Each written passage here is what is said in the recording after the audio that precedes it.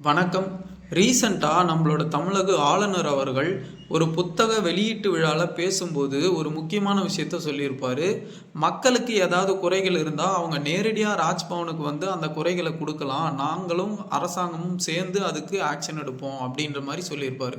ஆனால் இதுக்கு constitution support பண்ணுதா அப்படிங்கிற விஷயத்த நம்ம பார்க்கணும்.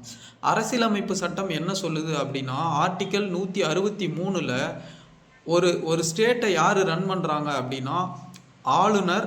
அவர் யாரோட அட்வைஸில் ரன் பண்ணுவார் அப்படின்னா சிஎம் மற்றும் அமைச்சர்கள் அப்படின்னு சொல்லும்.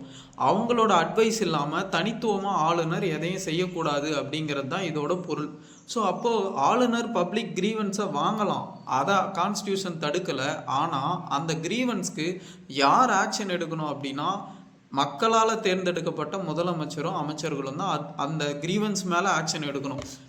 ஆளுநர் கிரீவன்ஸை வாங்கி அவங்களுக்கு ஃபார்வேர்ட் வேணா பண்ணலாம், ஆனால் ஃபார்வேர்ட் பண்ணிவிட்டு அந்த அந்த பெட்டிஷனுக்கு இந்த டைம்குள்ளே ஆக்ஷன் எடுங்க, இந்த மினிஸ்ட்ரி இதை பார்த்துக்கோங்க அப்படின்னு சொல்லி டைரக்ஷன் கொடுக்கக்கூடாது. அதை கான்ஸ்டியூஷன் தடுக்குது. ஏன்னா ஆளுநர் சுயமாக செயல்படக்கூடாது, மக்களால் தேர்ந்தெடுக்கப்பட்ட முதலமைச்சர் மற்றும் அமைச்சர்களோட அட்வைஸை கேட்டு தான் ஆளுநர் செயல்படணும். இதை தான் கான்ஸ்டியூஷன் சப்போர்ட் பண்ணுது.